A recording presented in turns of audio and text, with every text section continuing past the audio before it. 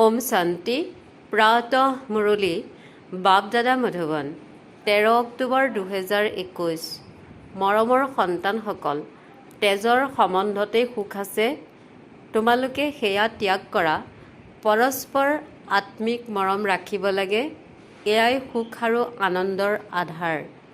প্ৰশ্ন: বিজয় মালাত আহিবৰ বাবে বিশেষ কোনটো পুৰুষাৰ্থ কৰিব লাগে? উত্তৰ: বিজয় মালাত আহিবলৈ হ'লে বিশেষ হোলী পবিত্ৰ হোৱাৰ পুৰুষাৰ্থ কৰা।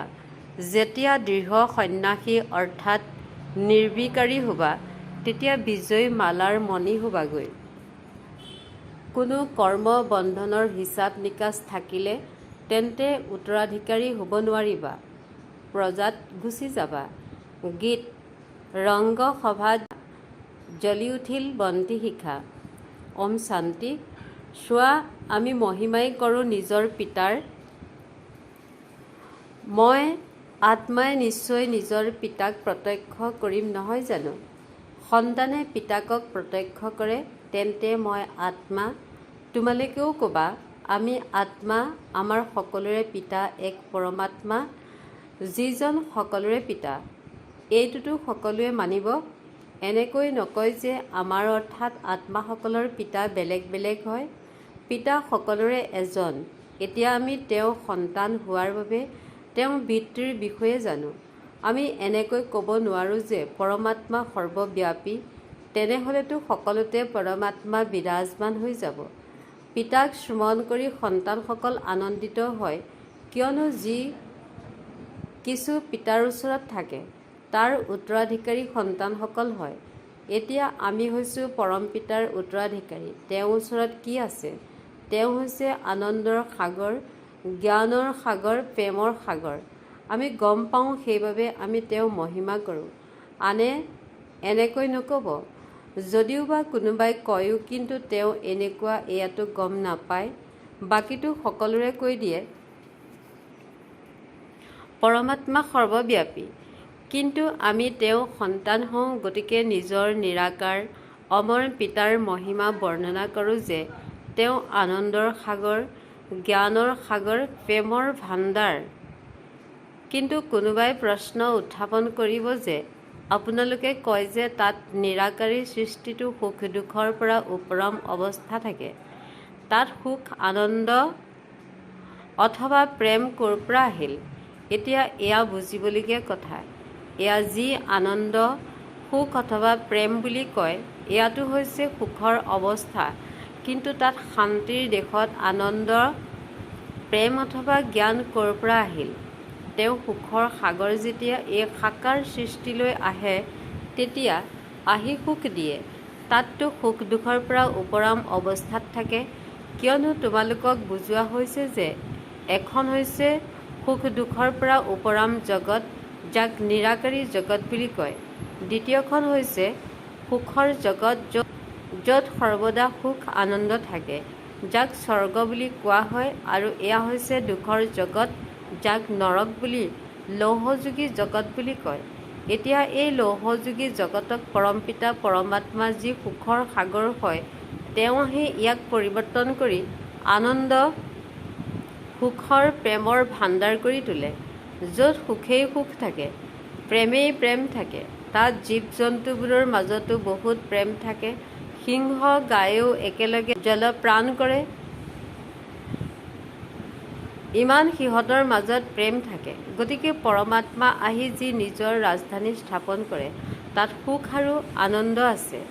বাকী নিৰাকাৰী জগততো সুখ আনন্দৰ কথাই নাই, প্ৰেমৰ কথাই নাই। সেয়াটো হৈছে নিৰাকাৰী আত্মাসকলৰ নিবাস স্থান।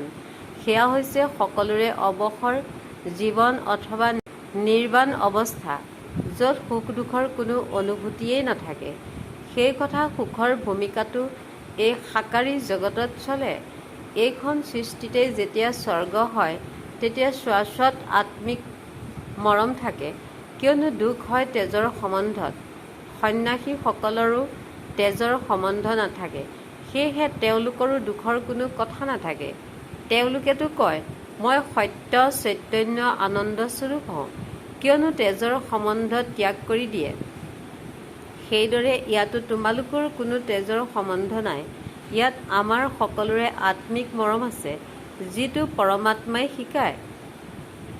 পিতাই কয়, তোমালোক মোৰ অতি মৰমৰ সন্তান।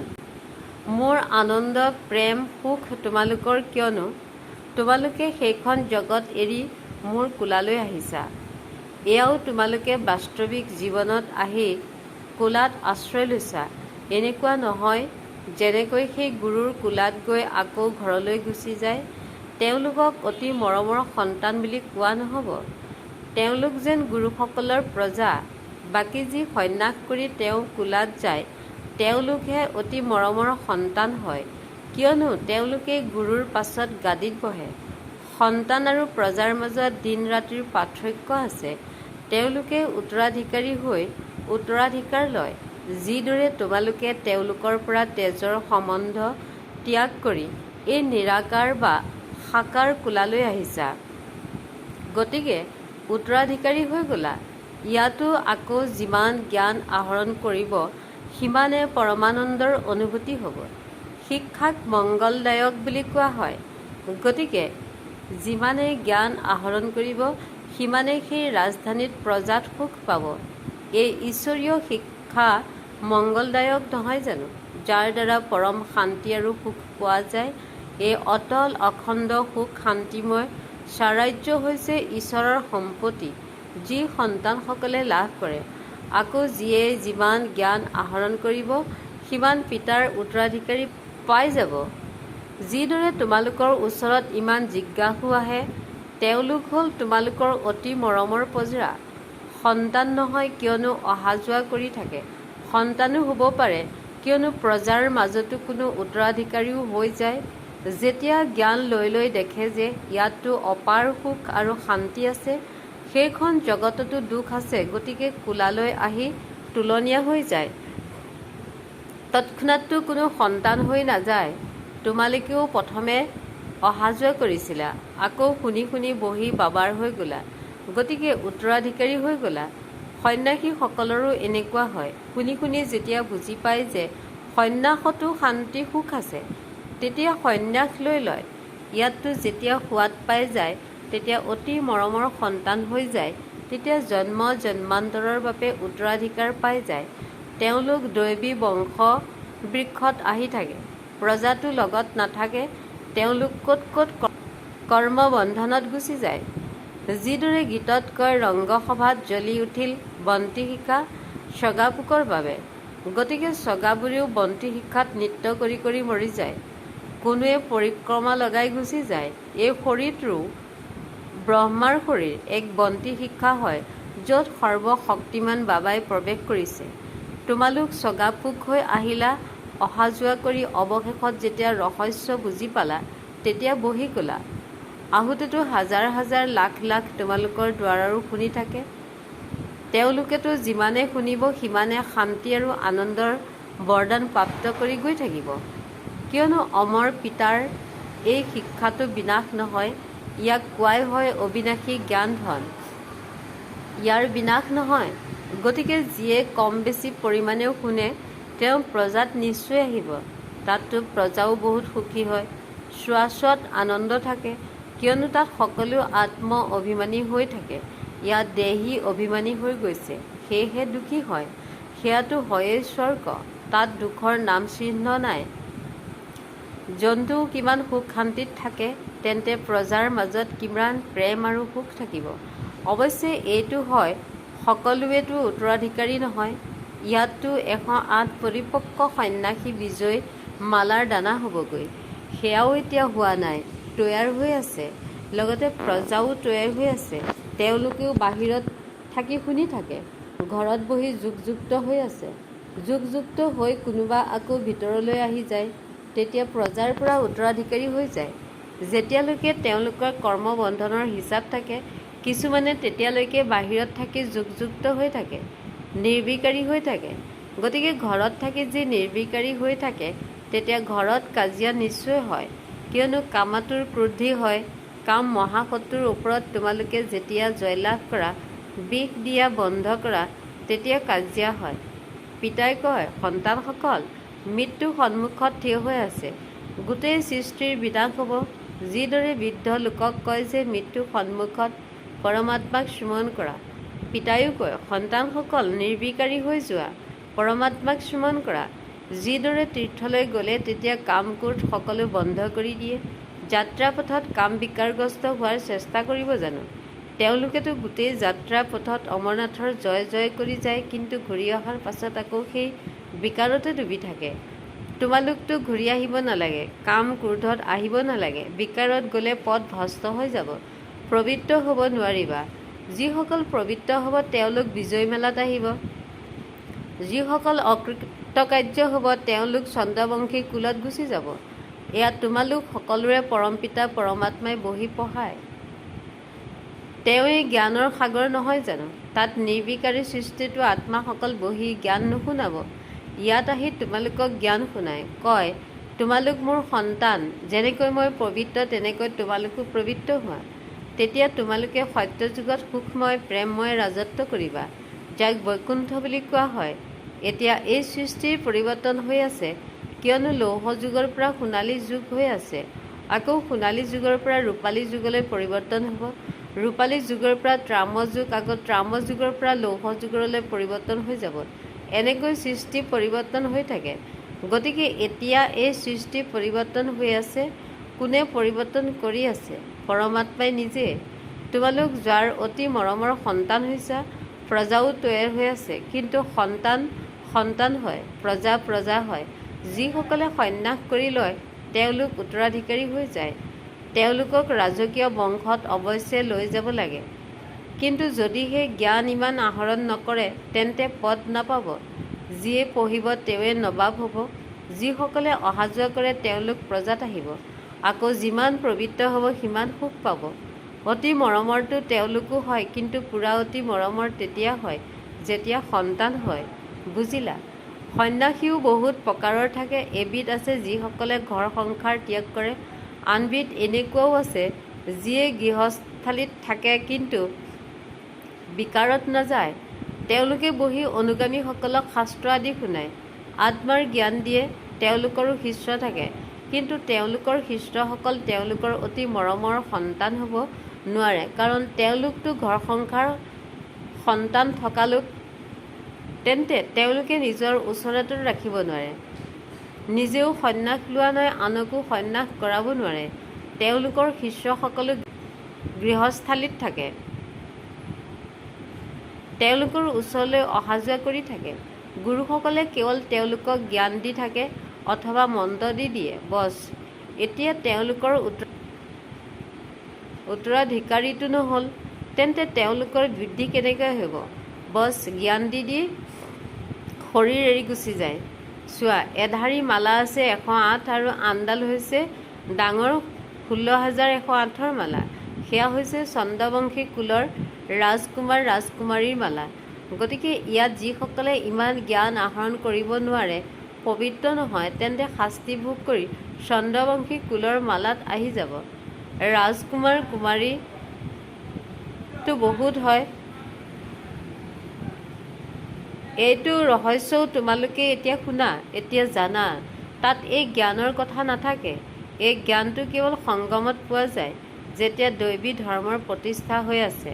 গতিকে শুনালো যে যিয়ে সম্পূৰ্ণৰূপে কৰ্মনন্দীয়ক জয় নকৰিব তেওঁলোক চন্দ্ৰবংশী কুলৰ মালাত গুচি যাব। যিসকল জিকিব তেওঁলোক সূৰ্যবংশী কুলত আহিব।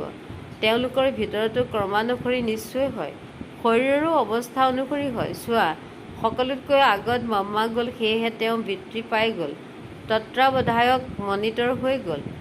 তেওঁক গোটেই জ্ঞানৰ কলহ দি দিলে।